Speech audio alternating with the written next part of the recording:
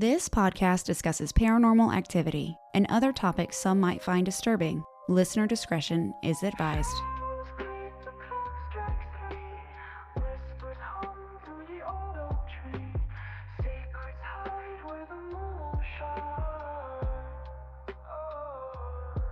Is it a chill or a ghostly breeze?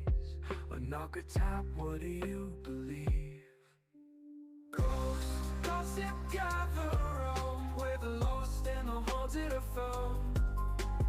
Ghosts, gossip, don't make a sound. Truth or tales, we'll dig it out.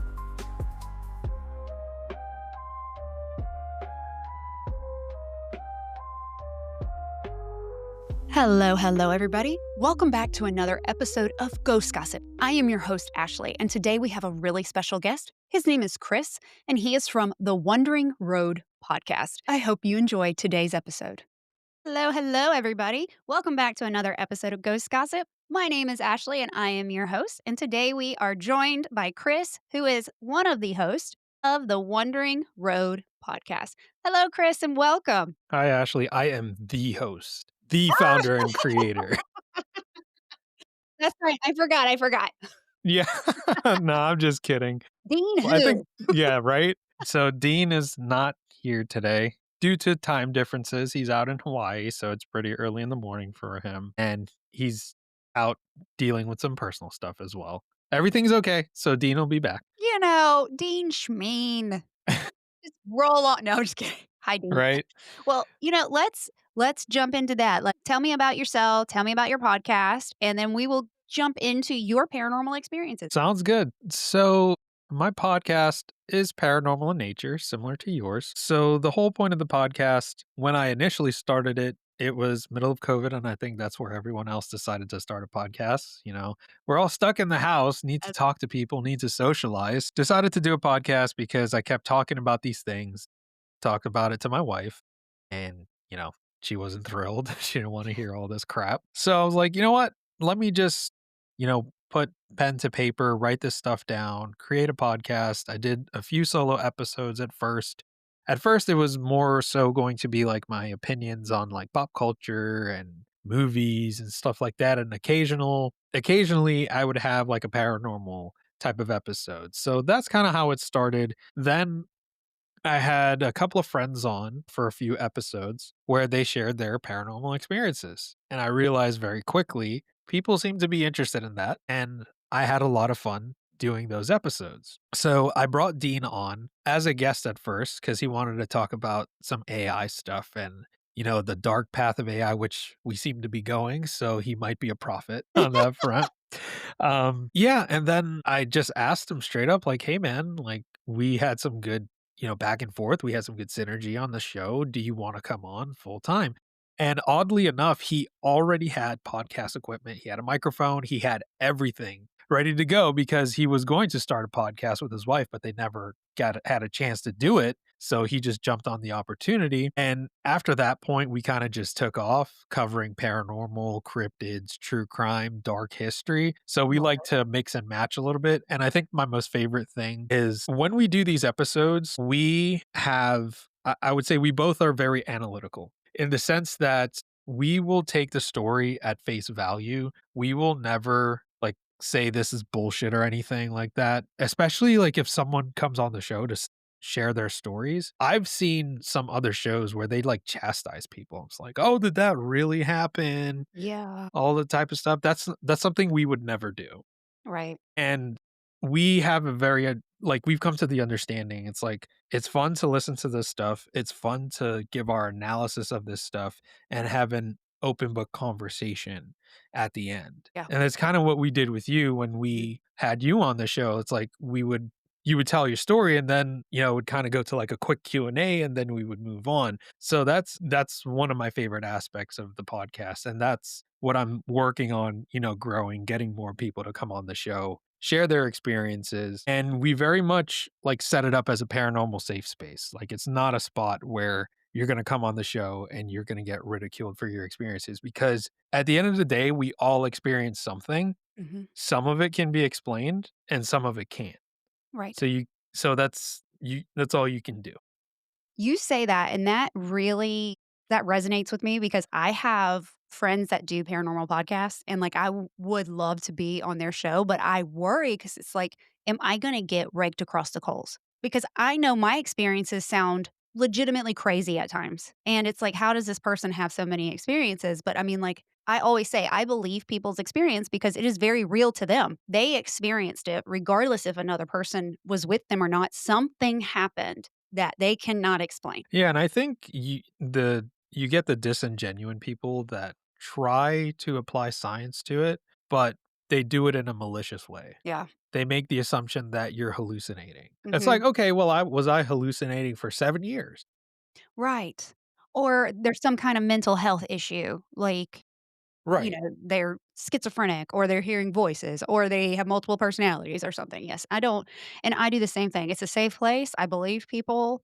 I've had issues with stories before that they seemed kind of like crazy, and then I receive emails about it, and I'm like, "That makes me uncomfortable." But Right.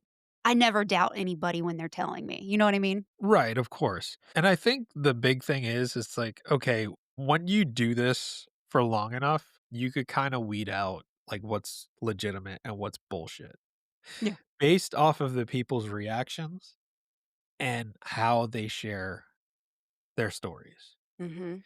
You can also account for people that are good actors and good Yes. liars, but Yes. most of the time, when people I've had a few women come on to share their paranormal experiences. It was the first time they've ever shared it, and some of them, while they were telling their stories, like, came to tears, like, Mhm. reliving it, and it's like, "Oh my goodness." Yeah.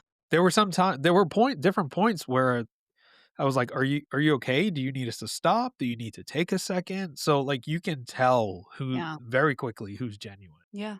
I have experiences that when they happen and, like, those years kinda close to it, when I would relive it, I would get emotional, I would get upset. Now it's just kinda like, "That's it, Right. it happened." Yeah, and before, like, we get into my stories, one thing I'll say right off the bat to your listeners, I welcome people that are willing to explain what happened to me in a scientific manner, and please debunk it, because it would help me sleep better at night knowing that there was a scientific explanation Right. for what went on to myself, my family that lived in the home, and people that did not live in the home experience. And I don't do that to be a smartass. Can I swear on the show? Absolutely, have at Yeah, it. okay. Yeah, I don't do that to be a fucking smartass. I do that because I'm genuine.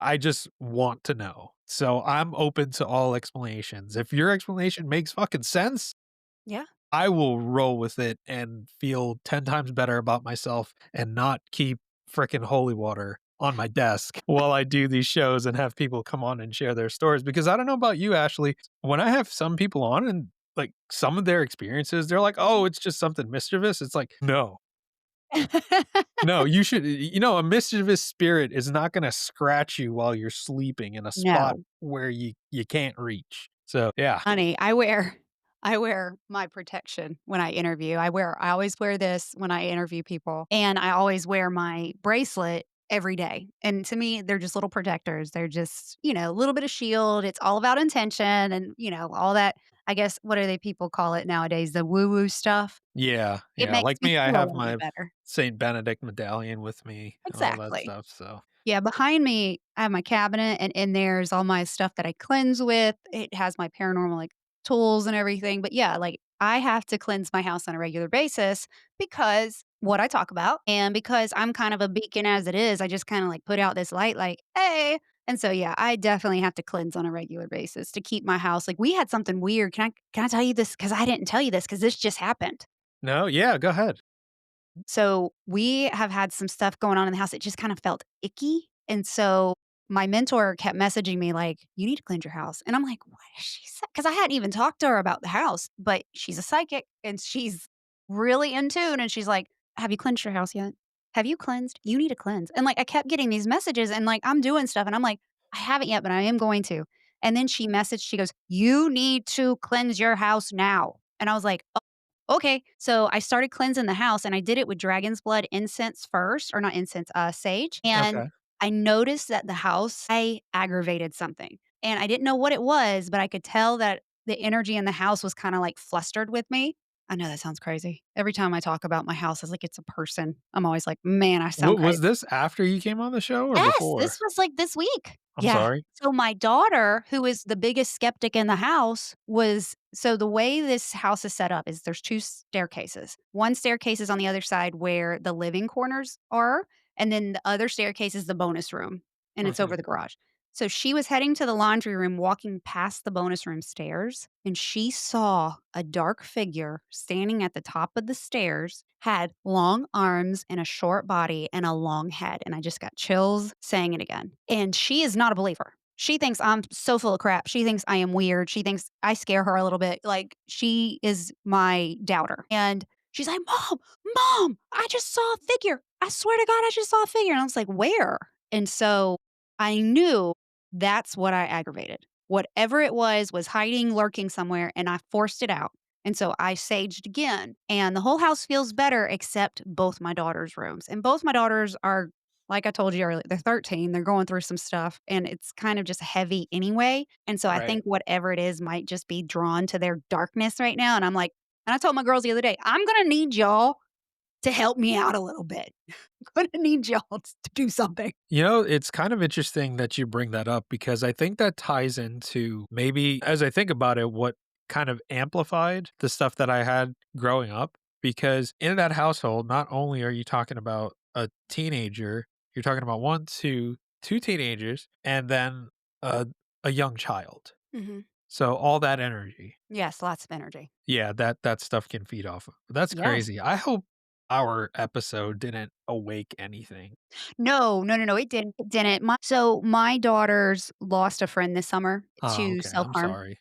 and it really we Sure. were dealing with some stuff then, but when that happened, it seemed to I don't know, it I've always attracted energy because of who I am, and I always have experiences, and people around me tend to have experiences because it's me, and I am aware of that. I'm not saying I'm some magical thing. No, it just kinda happens, and, like, I'm just like, "Meh, whatever." But when they got so upset, and I noticed that my one daughter was who's sensitive, she doesn't realize it, but she's sensitive. She was feeling somebody in her room, and she felt somebody sit on her bed, and we thought it was the friend, and I still do think that it was the friend, but I think because it has affected them so negatively, it has attracted something and especially what I do, I am open and things kinda come anyway, and, I cleanse my house on a regular basis, but we're not like, I just don't have this, like, bubble around my house, you know? And so I think it might have just been drawn to the negativity, and then they're teenage girls on top of that, and they're a little bit crazy, and there's no telling what they're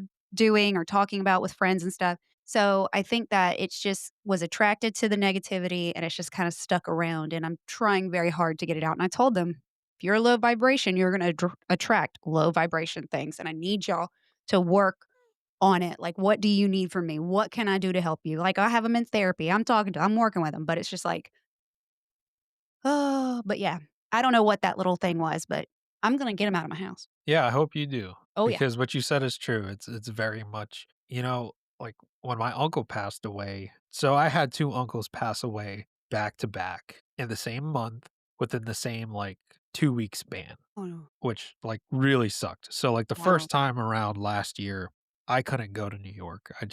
It was the timing was I couldn't get off work. It was just a difficult time, so, like, that, like, really frustrated me, and then my uncle passed suddenly, and I went out to the funeral and everything. After that was probably I would say I was, like, more irritable, it's just something you just it's difficult to get over, and, like, for the longest time, like, I was just frustrated, I wasn't happy, there were you go through spurts of, like, Mm, "Okay, I feel good today," and then it's like you go into work, and then the frustrations of work compile, it's like, I just lost 2 people back to back that I call my core 4. So, there was my dad and my three uncles.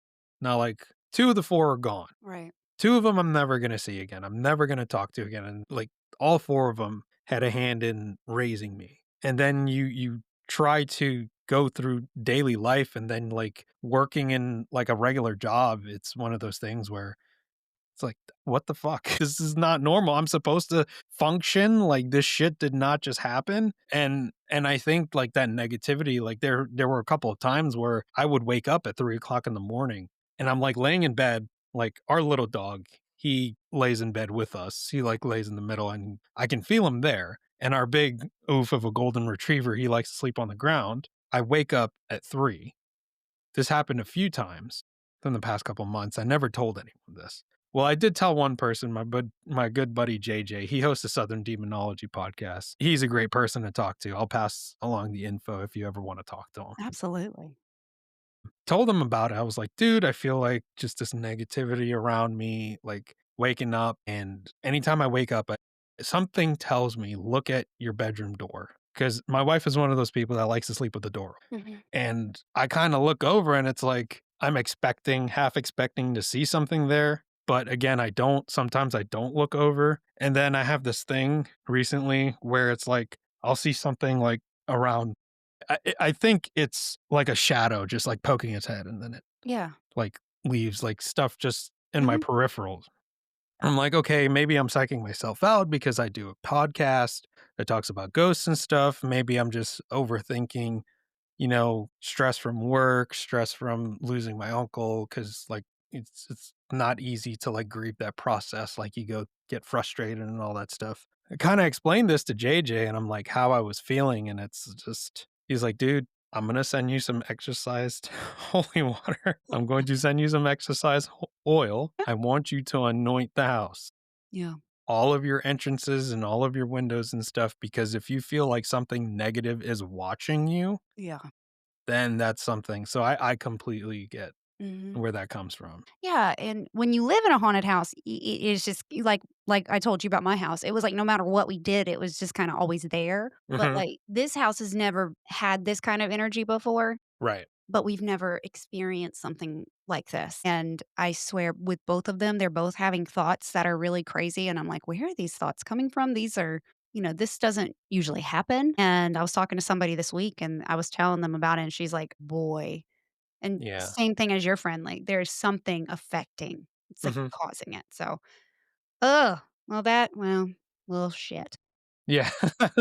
Let's go on to the happier hauntings. Well, Yeah, not happy, but I laugh at them to now. say, what are the happy hauntings? Tell us. Yeah.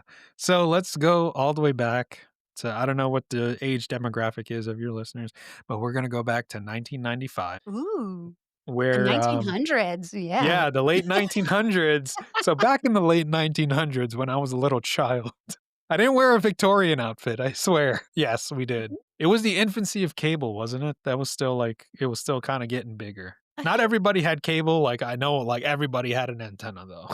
right, the I big did. antennas, like, in the yard or on the roof or something, yes. Yes, yes, yes, and the internet was just really in its infancy. Yeah, and if you were trying to download something and your mom picked up the phone, you You were gotta done. start all over. Yep, it was done. Yeah, so with that paranormal experience, so I grew up in the Bronx. I was born and raised in the Bronx up until we moved to Queens, New York in about, I don't say like 1998, close to 1999. So this experience, I remember, so I don't remember a lot from my childhood, but there's this one experience just like is like imprinted in my brain.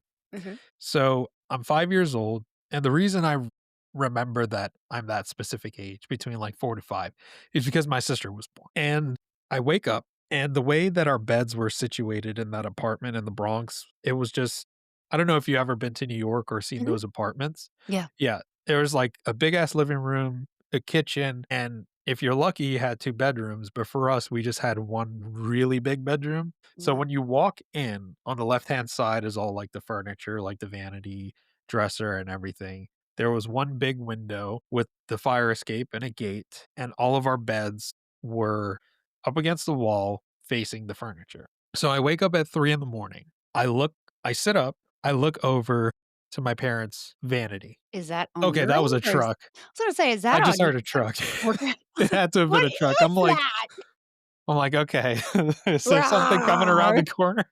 But so I look over and I look over at the vanity and I see these like what I would describe them as is like dwarf-sized creatures. So they reminded me of like the dwarves from the Snow White and the Seven Dwarfs. I could see their shadowy silhouettes, but I can't really make out features of them. I don't know what possessed me to do this, but I start pointing at them and I shout at them, "You don't belong here. What are you doing here? Get out of here." My mom wakes up, yells at me in Spanish, basically saying, "What the fuck are you doing? It's 3 o'clock in the morning. Get your ass to bed. Your sister's sleeping. Your dad has to wake up at 5 to go to work.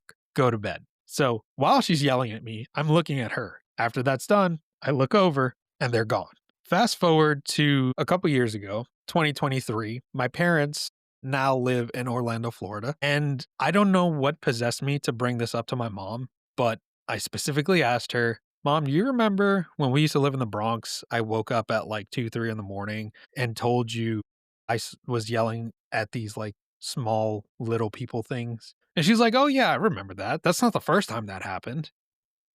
I'm like, wait, what? Whoa, whoa, whoa. Yeah, Mom, madre, okay? right, exactly. I'm like, "What the hell?" She's like, "Yeah, there were a few times where you woke up screaming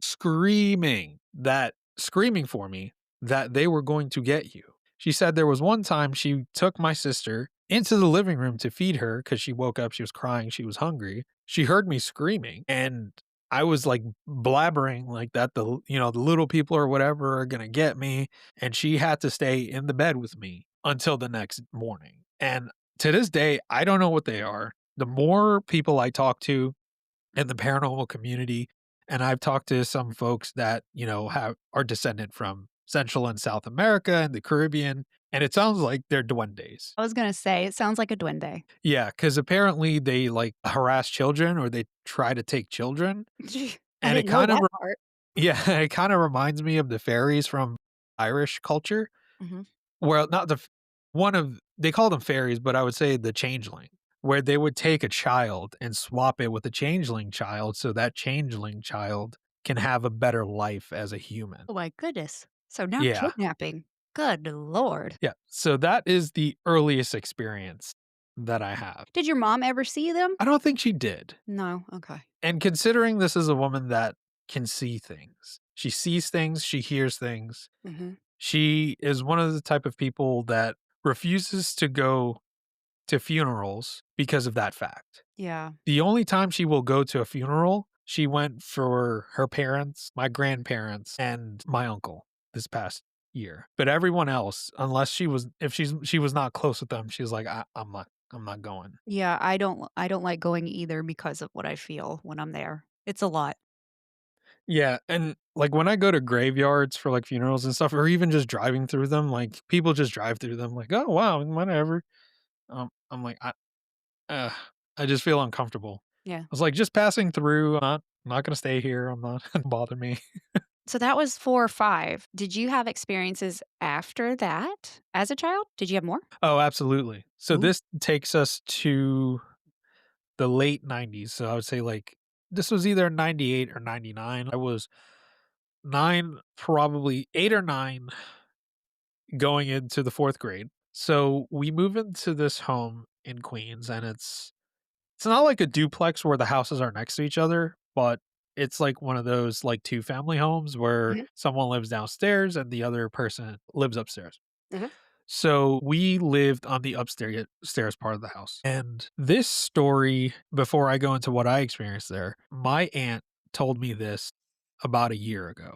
I don't know why she told this to me, but ever since I started the podcast and talking about like my stories, that kind of emboldened all of my other family members that live there to come out and Yep. start sharing stuff. So she calls me out of the blue one day and she's like, "Hey, Chris, did I ever tell you what the two old German ladies that lived across the street told me about that house?" And I didn't believe them at the time. I was like, "No, I never heard that." She's like, "Do you remember them?" I'm like, "Yeah, I remember a couple of old ladies living across the street. I didn't know they were from Germany." She said that before we moved in, they did the closing and everything and they're cleaning out whatever.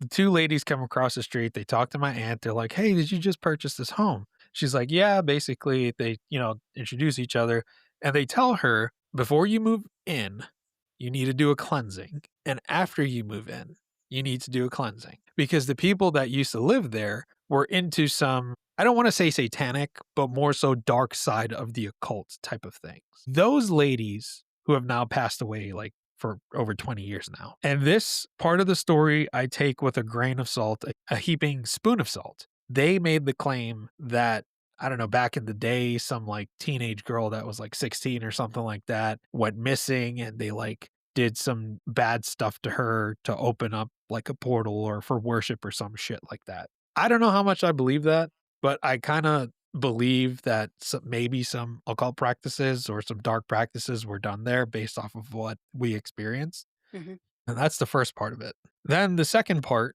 which I found out later on from my parents, and my aunt and uncle corroborated this story. When they were cleaning out the attic, they found World War II memorabilia from the Axis side.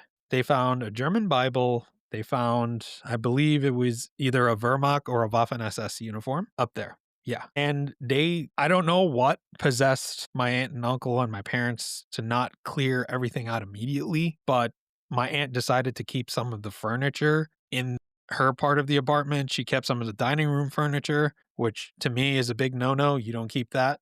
You don't keep anything. You just get rid of everything. And apparently that stuff stayed in the attic for maybe a year or so before, like, they did a full clear out and dumped everything out. We move into the home, and this story comes from my mother. She called my aunt to come and babysit my sister because 98, 99, my sister would have been like 3, 4 years old at the time, and she couldn't stay by herself. And my mom worked in Manhattan. So my aunt comes, goes to take care of my sister, whatever. My mom comes back home, and the first thing my aunt says to her is like, "Hey, you have visitors in this home." And my mom, kind of confused, not really picking up what she's putting down, is like, "What do you mean? Did somebody come by? Was somebody looking for me?" Did they ring the bell? Yeah, like, Did they leave a note? what was going on, right? And my aunt's like, "No, you have visitors in this home," kinda insinuating like, Is "You your got aunt spirits sensitive here." too? My aunt, well, my mom is the youngest of 10, Holy shit. and the eldest passed away, but there's now 9 left, and they all have some sort of gift. Wow, that's amazing. Yeah, yeah. Some of their gifts are stronger than others. Like my mom, I would say she's probably the one that has, like, the strongest gift out of all of them. Not to sidetrack or anything, because anytime something's needed, they would come to her, like, ask her questions Right. and stuff like that. So, there's that's another part, like, insinuating, like, "Hey, there's something here." So, we have, the story from the neighbors before we moved in. Then we have my aunt. That's the first time she's been there, sharing that. Then we move in and we get settled, and my aunt and uncle had this stereo system from, like, the '80s. It was like this little black thing with the 2 big ass speakers that we all Yeah, used to yeah, I have know back in the exactly day. what you're talking about. Yep. Yeah, my daddy had one. Yeah. So they had it set up, plugged in and all, and it would randomly turn on by itself. So we're like, "Okay, this thing is probably over a decade old. Maybe there's something faulty with the wiring." So that happens a few times. Not only does it turn on, but it has the knack of turning on at full blast. Well, that It is scares the shit out of you. yes. It's not only a jump scare, but it's like yeah. Yeah, yeah, yeah. I mean, anything turn on regardless, that's creepy, but when it comes on full blast, like, it's trying to get your attention. Oh, yeah, absolutely. So the first few times that happened, we went downstairs, me and my cousin, because he lived down there, but he would always be upstairs with us. We'd be playing like PlayStation and whatever. We realized very quickly in those occurrences that nobody was home down there. I'm like, okay, so we decided to be some smartasses and test it. We unplug it, go back upstairs, fucker turns back on, Oh my god. unplug. So my aunt and uncle, like a couple years later, they completely scrap it.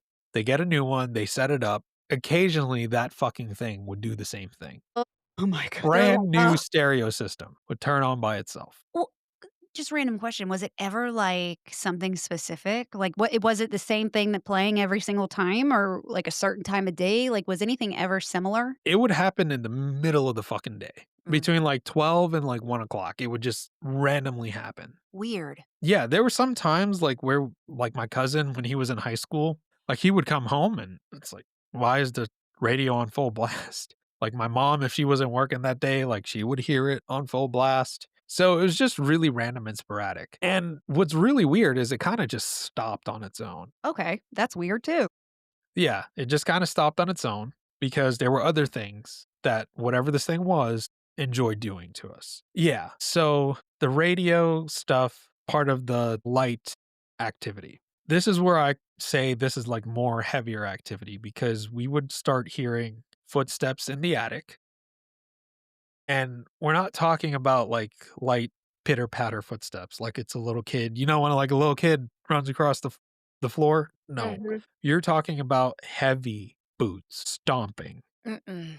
back and forth. Sometimes it would be, like, at a jog, and other times it would be just Mm. like that, and that slow cadence. Like, it wants you to know that it's making that noise. It's messing with you a little bit. Yeah. When I told my dad about this, my sister would hear it, my cousin would hear it, we would tell our parents. I guess given the circumstances, just put a lot financially into a two-family home in the New York area.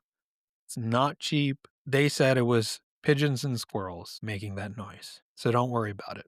And I think to myself as a child, because around that time, I was like 10, 11, 12 years old around that time span where all this is happening. I had Timberland boots. I'm like, they don't wear boots. Animals don't wear fucking boots. Like, you're not gonna trick me.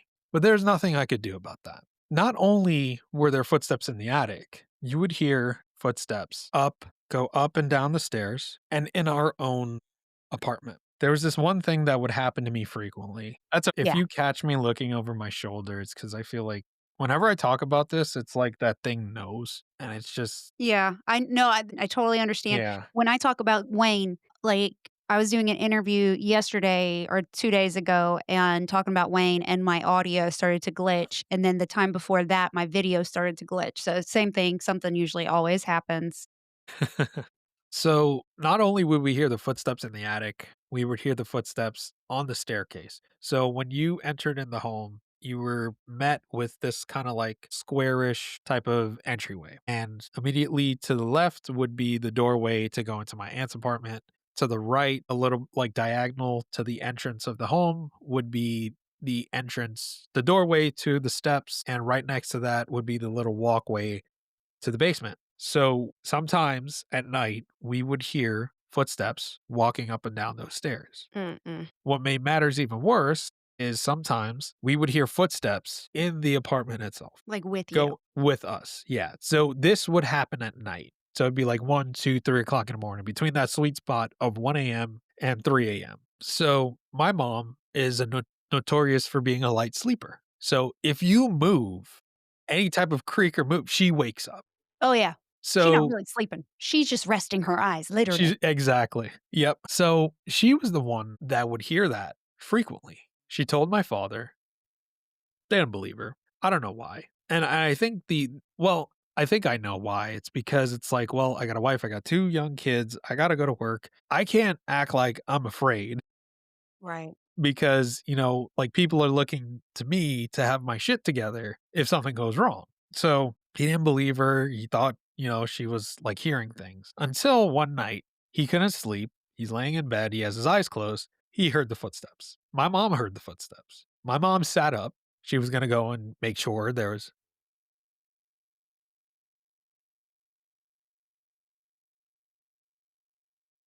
You know how you said it likes to interrupts you? It yeah. said, "Stop talking." What is that? This is my necrometer. Okay. And it is a spirit talker app. It's on, uh, airplane mode, and I always run it during my sessions Okay. or, episodes just to see what it picks up to see if there's anything relevant. And you said and it can't hear you because I have my headphones on, but you said that it always tries to get you to stop or interrupt you, and it said, "Stop talking." And it also said, "Watch for those who linger." Got it. So Let's sorry. see. Let me. You're like, "Hold on, I need to anoint." Yeah. Yeah. See, I'd be too scared to run one of those while I'm doing a show. It's okay. I Uh got like my Jesus candle and everything going. I'm a little desensitized. I get sometimes I get creeped out. I'm so sorry. I'm the worst host ever. Keep going, keep going. No, no, this is great. This is great. It's relevant. It's all relevant. Well, How many interruptions did we have already? 3. well, but Yeah. okay, okay. Fuck, 3. Damn. I know. See, I love the number 3. I am Yeah. backwards. But it's my life number. That's why. That's fair. Yeah, so my dad, he goes out to, like, the living room area. He has, like, an aluminum baseball bat. You know, you can't be too sure Right. because you live in New York. You never know. You just never know. Yeah, and he does the worst thing you could possibly do. He starts screaming. He's like, "Get the fuck out of my house, like, leave my family alone." He does, like, the whole agitation stuff. Another thing that would happen to us, which for some reason, it was, like, every day, like clockwork at 6 in the afternoon. My dad would be sitting there watching NBC News, like, I guess fucking Tom Brokaw was on there, I don't know, that man had him mesmerized. Who's He's the like, best? "We gotta put on the NBC News." I'm like, "Okay, that's whatever, I don't care."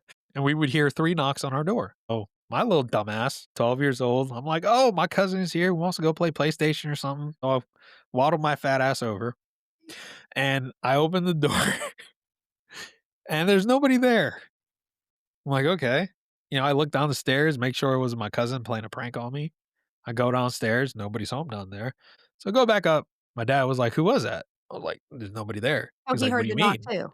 Well, I'm sorry? Your dad heard the knock too. Yes, he did. He did. On every time this happened, he heard the knock. So about 3 or 4 times this happened. It's like, "Nobody's there, dad." He's like, "Oh, it's gotta be your cousin playing a joke." The other time happens, he decides, "I'm gonna go answer the door." I don't know what difference that would've made, but He's gonna do it really he's fast. right? So he goes, he opens the door, nobody there. Closes the door, goes back and sits down and watches the news like nothing fucking happened. So You know, in his brain, he is freaking out, and he's just like, "I absolutely. cannot let anybody know that I am scared." Yeah, 100%. And what's interesting is that my background, my mom's Catholic, my dad was brought up as a Hindu, and he would do like my grandmother, like my grandparents lived with us. So like his parents were still alive. My mom's parents had passed away in the early 90s by then. So they lived with us, and with all the stuff happening, my grandma would tell him every year they would do some sort of religious function to try to clear out the area, and it would, like, work for, like, maybe a couple weeks, and then it would come back and, like, amplify. Like, the thing was just irritated, right? Yeah. Oh, I know exactly how that is. Yeah, yeah. So at one point, he kinda, like, lost it on whatever, his altar or whatever he used to keep, and he, like, threw it all away and converted to Catholicism. Because anytime my mom would do something, cleansing or something like that, it would, like, seem to work. Like, that was working, and he was like, "Why? Like, what I'm doing isn't working, but what she's doing is working." So then that led down his path to Catholicism. But the few things that would happen to me frequently is one I would like shared on my show, name being called Oh, randomly. yeah. Yeah. So that would happen quite a bit. And as I got older, what's up? It just said altar. No. I'm not playing. Oh, man, I am freaked the fuck out. It's messing with you. Yeah, it is what it is. Sorry. No, you're fine. I gotta cleanse again. That's It's okay, definitely trying to interrupt. I got this, Our Or Father. Mhm. Yeah. Yeah, I'll do a quick prayer after we're done here. Mhm. Mhm. Same. Um, yeah, so, would hear the voice calling my name with my mom's voice, sometimes it would be my dad. The creepy thing that would happen is that there was a couple of instances where my mom heard it too with her with her voice, and that's, like so we're talking about, like, when I'm a teen, she tells me that, "You don't answer that." So because when Right. I was younger, I would answer it because I didn't know, I was a kid. You thought it was your mom Yeah, exactly. or whoever. You thought your name was being called. You were taught to answer, I'm sure. If we call you, you answer. Yeah, definitely. So before I continue on, like, the name story, I got one story that I find hilarious because my aunt finds it hilarious now. So I was probably about 15 years old at the time, and I'm standing in my kitchen, and when you go into our apartment, you make a right.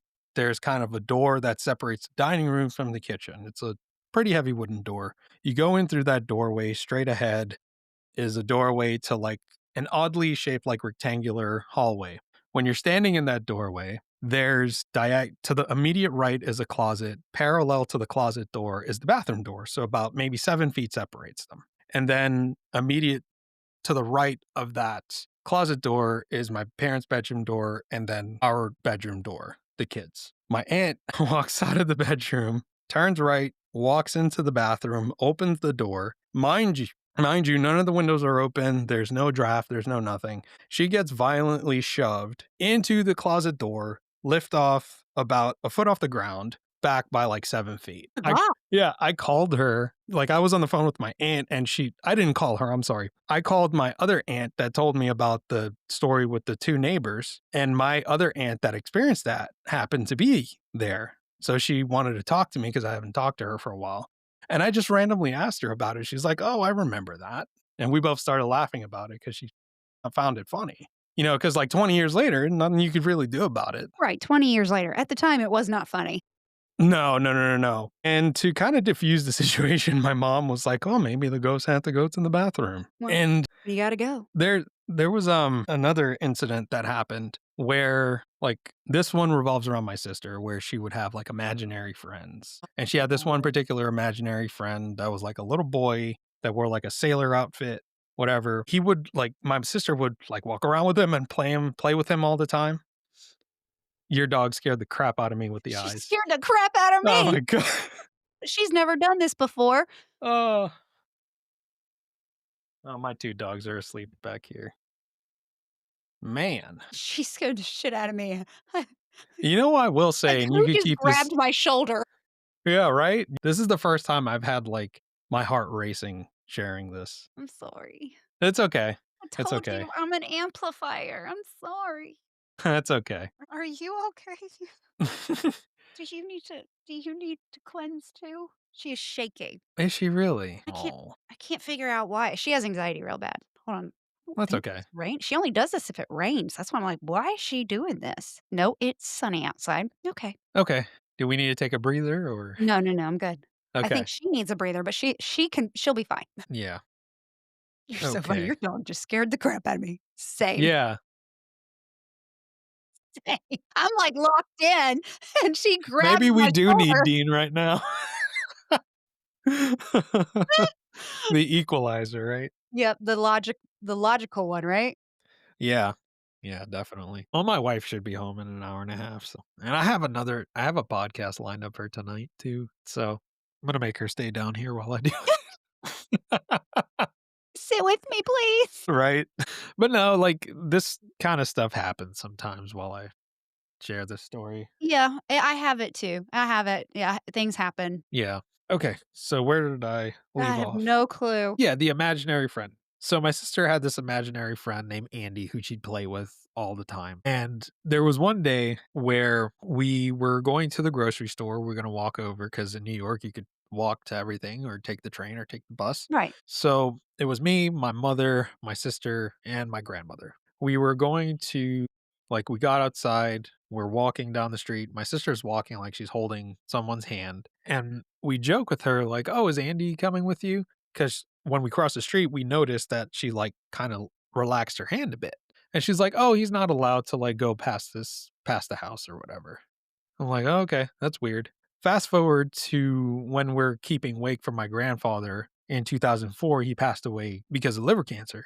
We're keeping wake for him, and her and my cousin go upstairs to get their Bratz dolls and Barbies, and she said they walked into the apartment, and in the doorway where the kitchen was, she saw, like, the little boy just standing there looking upset or frustrated because by that time came around, I think in 2004, my sister was, like, 9 going on 10 years old, so she wasn't, like, into imaginary friends or anything anymore. So I guess it was, like, upset or sad that she wasn't playing with them. Yeah, so that's the whole Andy thing. Then the thing that happened to me that was kinda like my last straw, I was like, "Fuck this, like, I don't wanna be here anymore." I was probably maybe 16 or 17 years old at the time, and this is where the whole name calling thing comes back into play. And I was either a junior or senior, it's kind of blurry, but I went into school at, like, 7 in the morning, and I got back home at, I would say, 11:30ish, 11 o'clock, between 11 and noon. And, I turn on my Xbox, I'm by myself, I'm playing my games. Then I hear someone call my name, Chris. It's my mom.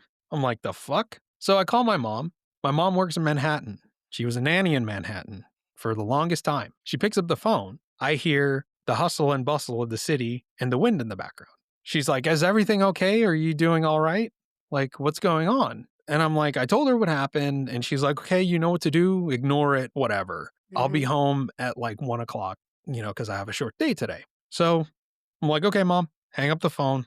I just wanted to make sure that you weren't home. She's like, nope. So I continue doing what I'm doing. I'm playing my Xbox or whatever. And I hear my name being called like a few more times. Just ignore it. It was during like probably, it had to have been like autumn time because our windows were plasticed over. And I mentioned earlier that there was a door that separated our kitchen and our dining room. Right, right, right. And that was a door that, like, you really had to, like, physically move for it to close. Big, heavy door. All I heard big, heavy door. All I heard was, "Boom!" Oh, Jesus. I shut my door, put on my headphones, played my game until my mom got home. When my dad got home, I said to them verbatim, "I don't wanna live here anymore." Then the February of the following year, we move out. My golden retriever just woke up and walked over here. Aw, It's like, bud. "Are you okay, Dad?" No. While you were talking about Andy and your sister being 9, 10 years old, not playing with him anymore, it came through envious. Envious. Envious. Yeah, yeah. Mhm. That would make sense. Yep. So that was like my last experience in that home. Mhm. Before we moved out, and maybe your app will go crazy on this one. My mom, being a Catholic, she had like that little incense burner, that urn Oh, thing, yeah, like yeah, yeah. yeah, and she would burn incense to clean. Before we moved out, she decided to do that. My uncle downstairs, they were Muslim. And before she went down there and started cleansing and stuff, she asked him, like, hey, is it okay if I do this? He's like, I don't give a shit. It's all the same to me. So she goes downstairs, and that's how my uncle was. He wouldn't eat pork, but everything else is like, okay, you're Whatever. praying to God. Like, I don't give a fuck. Like, whatever works. Right. It is what it is. So she goes downstairs and she does the living room, she does the dining room, she does the kitchen, the computer room, my aunt's room, and then my cousin's room. She goes to my cousin's room and she said the air got super thick. She felt like something was choking her. You know, kind of how you felt when y'all were doing The your same. saging? Yep. Yep, exactly that. To the point where she had to leave. She went back upstairs, put her incense away, whatever. That same night, she told me this story immediately the next morning. She said that same night, she dreamt that she was in her bed in the house. Everything was the same. She gets up, and there's this old lady standing in the doorway yelling at her, saying, "You're trying to kick me out of my house. You're not going to kick me out of my house. I'm going to kill you and your fucking family." Holy My mom crap. said in the dream, she Violent. got, yeah, yeah. My mom said in the dream, she got out of bed, grabbed that old lady by her neck, pinned her against the wall, and said, "You're not killing anybody. If anyone's going to kill anyone, I'm going to kill you." Oh, yeah. Oh, yeah. That lady does not play when it comes to the spiritual stuff. Does I not fucking play adore her whatsoever. already. Yeah. Yeah. She has a lot of stories that she could share, but it wouldn't be in English. Damn it. Some shit that she saw on the island growing up, man. Oh, gosh, I She bet. shared some things with me where I'll finish this story and then I'll share one of the stories she sent me. Please. I was gonna say, she needs to give you her stories to you, and then you tell her stories. Yeah, yeah, yeah, definitely. I've been trying to get it out of her. I'll do it one of these days. So she said she grabs the thing by its neck and like it Crap. starts pleading and it like shapeshifts into a little girl to get sympathy. And my other aunt from my dad's side, who's like super sensitive, somehow popped up in the dream and said, "Ain't gonna do nothing. Let it go. I'm so sorry." So that was kind of like the last major thing that happened there. We moved out. We moved to a home about 20 blocks away, and there was nothing bad there, nothing whatsoever. Isn't it amazing the difference? Yeah, it was one of the most peaceful places ever. It was one of those things you could walk around in that home in the pitch black at 3 in the morning. You walk up the stairs and you never felt like something was like Chasing you. behind you or chasing you. Yeah. Yeah, never felt that. So like that new home was great. The When we moved, anxiety, like, you can yeah. it's just like there's no anxiety around it anymore. Yeah, yeah. And definitely, like, when I was home shopping last year for our home, there was one home that we saw that everyone like, my mother-in-law was there, my wife's, stepmom was there, we're all checking out the house, and I go down in the basement, and I get the same feeling that I had Nope. as I did in that other home. Nope. Like, "Nah. Nope." We're out. Exactly. I was like, "No." The real estate agent was like, "Oh, what do you guys think?" I was like, "No, I'm so sorry. I Thank you, but can't." no. Yeah. Then when we're on the way to see a couple of other houses, this one included, I told my wife, I was like, "It felt like I was back in that house in New York, and I'm not doing that again. Oof. Not doing that again." No. So, really quickly, to share something from my mom, she said that when she was younger, her mom would tell her, "Don't look outside at night because you will see things that you do not want to see." And I think she saw, like, a cow with, like, red eyes, and I think she saw it was either what was it? It was like a donkey or a cow with, like, human eyes, and there was a bruja that lives in El Campo, like, around the area, that apparently the story goes that she would shapeshift, and I forget what happened, but I don't know if, like, it was my grandfather or something, like, shooed her away, like, branded her or something like that on the ass, like, to get her off the property while she was in animal form, and the next day she had, like, an injury there, like, walking with a limp. So, it's like one of those things, like, you hear from that side of the world where it's just, like, crazy. Yeah. Wow. And yeah, and then my eldest aunt, my I think she's second or third eldest, might be second eldest. She lived on the island for a very long time. She didn't come to the States until, like, my cousin, her son forced her to come out this way. It's like, "You're getting older, I can't keep going back and forth, to take care of you." So, she comes over and had this, like, guardian Native American spirit. So, this is in the new house in New York while I'm still living there. I'm in college at the time. I'm back for the summer. I get up, I go downstairs. My mom and my aunt are talking. I'm making my coffee. I hear them talking about this particular thing, like this spirit or whatever. And then I turn to my aunt and I'm like, "Oh, you're talking about El Indio." And her face goes white, loses all color in her face. And she's like, "How do you know about El Indio?" And I'm like, "Oh, yeah, when we visited in like 2005 or whatever, I saw him." Because you gotta think about, like, those places, like, when they say it's countryside, it's, like, legit countryside. It's not like, what we consider the countryside here is, like, a big-ass house that's fully developed with a lot of land in between. No, you're talking about, like, there are people that still live in shacks Right. and, Yeah, oh, like, yeah, yeah, yeah, concrete yeah. houses. This is, like, like, third world countryside. Oh, So, yeah. in the pathway between where my mom, like, my aunt lived and my uncle's mother lived, that pathway in the middle of that pathway, if you stopped in the middle of the pathway and you look right, there was, like, a wooded area that had a path that goes through it, and that's where I saw it, just standing there, looking at me. I didn't think anything of it. I'm like, "Okay, whatever," because 'cause I'm, like, 13, Eh, 14 years old. I'm like, right. "Whatever, I don't care." So, yeah, she's like, "How did you know about that?" I'm like, "I saw it," and she's like, "Oh, it's not happy with me because I left the island." I'm like, "Okay," because I couldn't follow her, I guess.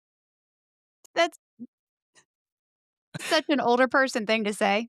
"Hey, it's Yeah. mad at me. It come follow me here." Yeah, it's one of those things. Then there were a couple of things that I neglected to mention. It was about my sister and also something from my grandmother.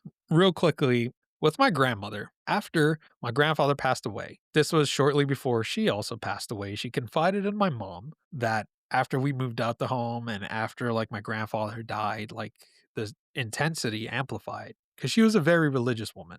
She was a Hindu, but she would wake up before dawn every day and she would pray, and I guess that thing don't like that, and it, like, got physical with her a couple of times where it, like, pushed her over. My sister saw my grandmother get pushed over and No. break her wrist. I talked to my sister about it a couple months ago, and she's like, "You sure she didn't fall? She didn't trip over, like, one of the things that sticks out between the doorways?" I forget the name of it that you put down. The threshold? The threshold, yeah, it was like, "You sure she didn't trip over that?" No, she's like, "I saw her, like, she was standing there, she wasn't moving, and she just gets, like, pushed forward like someone pushed her, and she Mm. falls and she breaks her wrist." So, she told my mom that these things, whatever, something would throw a glass of water in her face at night, things would scream in her face, and she would say, like, "They don't let me sleep." Mm. And she passed away, I believe, of a heart attack.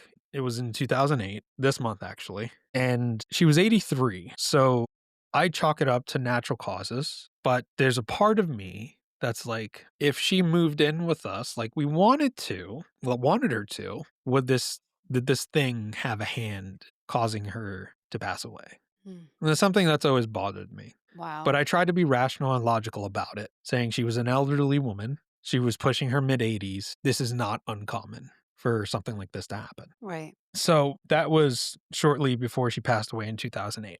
Fast forward to, I think maybe, I got to do math here. It's not my strong suit. I got Mine to either. figure out when 18. Yeah. Okay. So 2013. I was going to say 2014, but I was close enough. Close So enough. 20, yeah. The summer of 2013 in June, my sister graduated from high school. At that time, my aunt that purchased the home with my parents still lived there, but the house was on the market.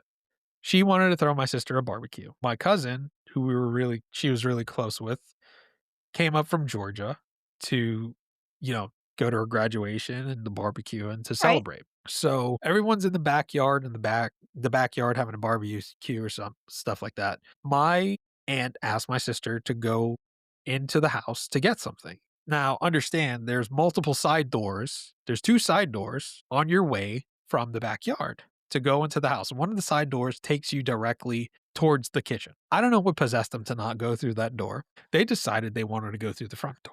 So they go through the front door. And if you remember, I told you the layout of the home and the staircase. And to the left of the staircase was a hallway where it led to the basement.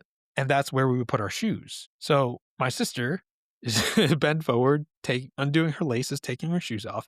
And my cousin taps her and was like, Jenny, do you see that? And they're like looking down that short hallway to the entrance that goes down to the basement. And it's just this black mass. Mm.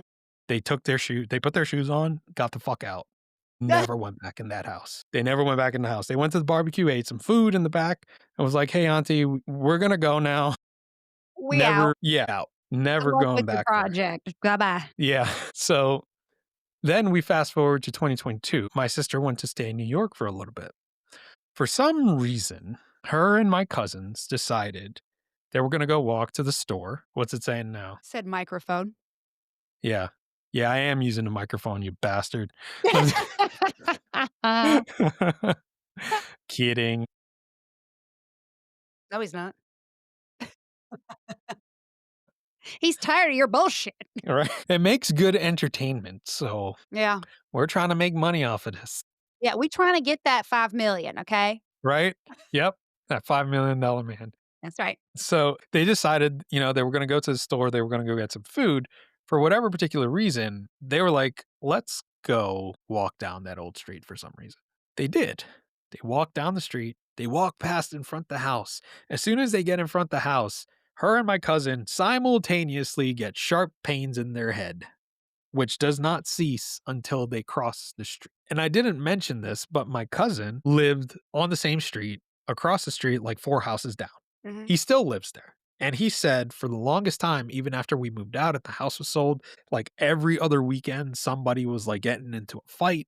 Cops were being called. Like it was just a shit show. He said it calmed down as of recently, but there was one instance where, and I find this funny, and I don't think this is a coincidence. I'm recording an episode with my cousin to share her paranormal experiences and also share the experiences that she had in that home whenever she visited. Nobody knew that we were doing that recording aside from us two. My cousin, when she starts sharing that story, my other cousin that lives across the street calls me. I decline the call and I text him, hey man, doing a recording now. I'll call you back. I'm recording with X person about this, about that house. Not 2 seconds after I sent that fucking message, he sends me a picture of him parked in front of the fucking house saying, guess where I'm parked up in front of right now, bro? The forces are at work. And he says, I never fucking stop here. Nobody knew we were doing this recording. He didn't know.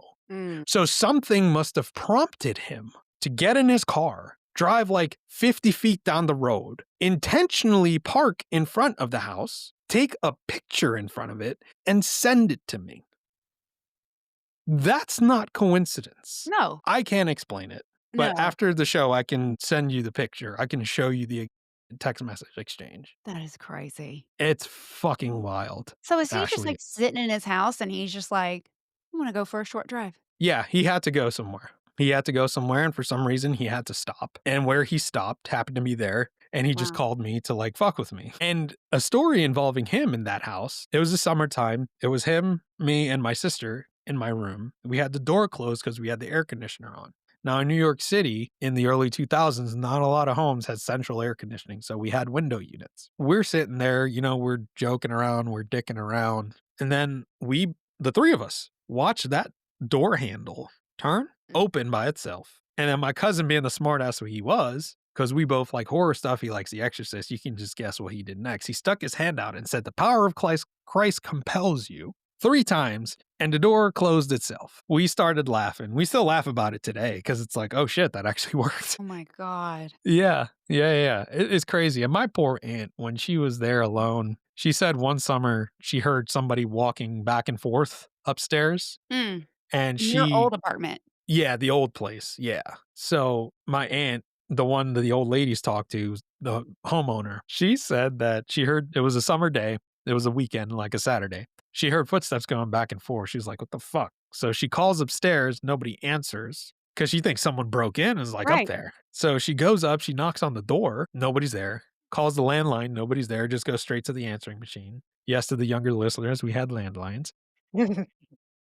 So she calls my dad's cell phone and he picks up and he's like, "Hey, what's going on?" And she's like, "Are any of you home?" He's like, "No, we're at Uncle Whatever's for a barbecue." And she could hear the kids running around in the background and everything. She said she hung up the phone. She was like, "Okay, I'll see you guys when you come home." Hung up the phone, locked herself in the room until people got back home. Man. I think my favorite thing that I've learned about your whole story is how chill all of you really are when it comes to unexplainable events because all of you are like, okay, I'm just going to put my headphones on and play my game. I'm just going to close myself into this room.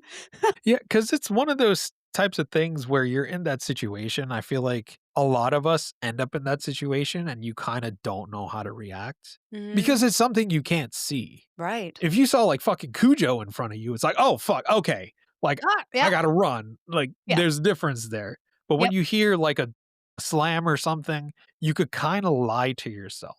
You can explain it away. Way. Easy Yep. peasy. Yep, all day long. You can find an excuse, and when you're out of the situation, it's like, fuck, years later, finally talking about this Mm-hmm. and, just letting it out because as draining as this is to talk about, because to share with your listeners, like if you include this in the show, there are multiple times where we got interrupted, where Ashley has her app on airplane mode that directly would pop up words referencing what I'm talking about. Speaking of, you know anybody named Scott? Scott? No, can't say I do. That's interesting. That's an interesting app, but I'll never download it. I love it. I love it. It's weird.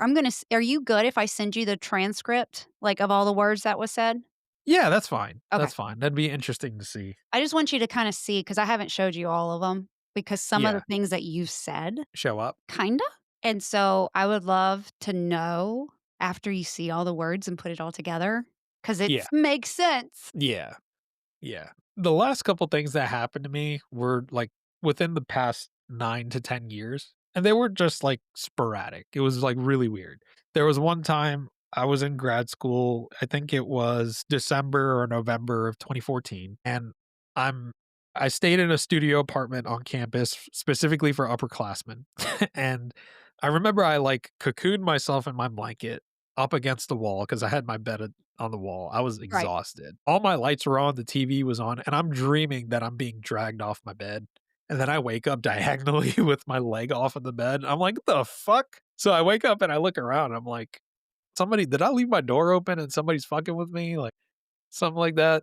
That happened. That same December, my parents came for my graduation. And this is when my girlfriend and I, now wife, stayed in a 2-bedroom apartment. The second bedroom was called a den. I don't know why. That den always made me uncomfortable because the cats around midnight would sit in the hallway or sit on the couch and just stare at it. No, thank you. Yeah. So my sister said that when she came over, she slept on the couch In the den? and no. She was in the living room, and where the couch was situated, kind of like part of it was like parallel to like the hallway entrance or whatever. So my cats, one cat in general, Diesel, he hopped up on top of the couch, stared down the hallway, and started growling like how cats growl. Yeah. And she said, like, he got really protective, and then all the other cats came on top of her and slept with her for the rest of the night. And I was like, okay, that kind of corroborates how I felt uncomfortable with that room. It was just really odd. I like that room was always dark for some reason, no matter like you had the window open. It just felt like this like dark aura with Like it, you know? stuffy thick. Yeah, yeah. Yeah. The cat's litter box was in there, so maybe Yeah. who knows? Again, see, one of those things you Mhm. explain it away, right?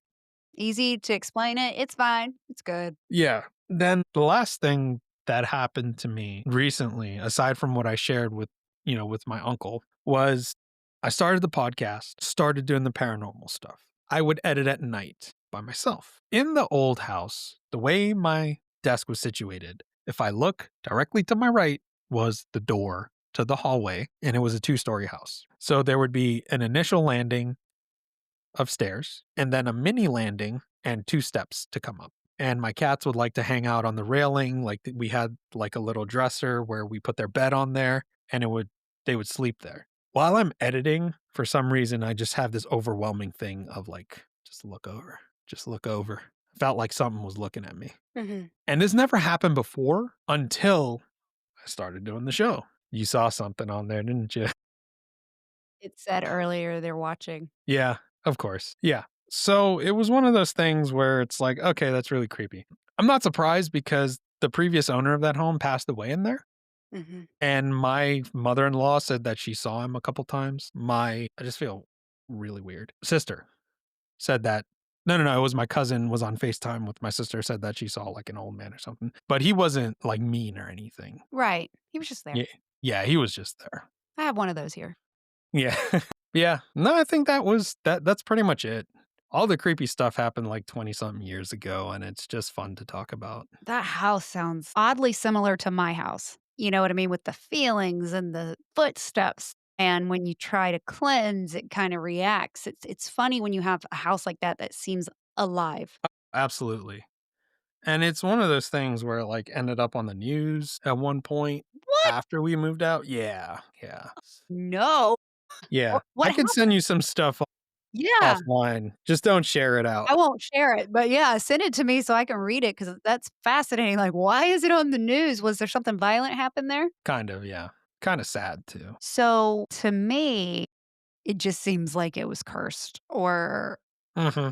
yeah, And I think it amplified more because, you had a huge family living there, a and lot of you had energy. yeah, you had a lot of energy, you had 1 kid going through puberty, like, 2 kids going through puberty, Yeah, teenagers, yeah. and, there's a lot of my way or the highway, but I will say, like, the last thing I will say is, like, once we left that house, like, I was so frustrated all the time, when I would leave, it was like clockwork, just Mhm. felt different.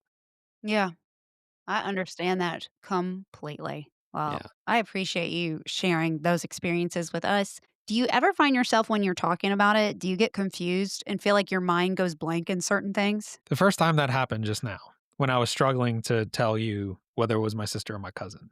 For that one particular story, I don't know why. Everything else just came back like clockwork. That's when that thought hit me. It's Yeah. like yeah. Yeah, yeah, I have talked about my house before, and I feel like some days, like, it's like, almost like I just forget instantly what I'm trying to say, and I've told this story 100 times, and it's like, "Why am I forgetting this story all of a sudden?" Yeah. Yeah. It yeah, yeah.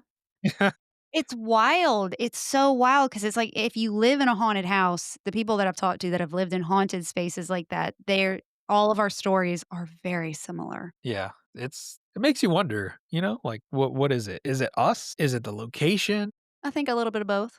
Yeah. Yeah, I think that your family's history, y'all are sounds like there's tons of beacons in your family. Lots of Yeah. white light, lots of just almost like magnets like I'm over here, I'm over here, I'm over here. And then just location, you put those two together and it's just like fire and gasoline. Yeah. Absolutely. Wow. I don't even know where to go from there other than tell everybody where they can find you. Well, you can find the Wandering Road podcasts on every podcast platform. There's We're hosted on so many, I can't even name them all. I'm the same way. I'm like, if it's there, I'm probably there. Yeah, just look us up, the Wandering Road Podcast, and you'll find us. You could easily find us on Apple, Google. Google doesn't exist anymore for podcasts.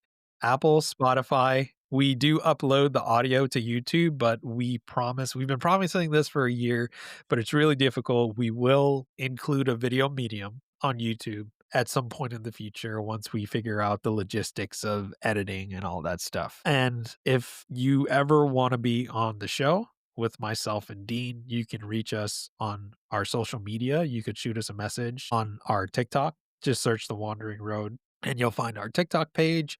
We're on Instagram, where we have a Facebook page that you could go over and give a like to. And if you want to shoot us an email with your story, you can reach us at twroadpodcast@gmail.com. And if you want to be a guest on the show, shoot us an email, shoot us a DM.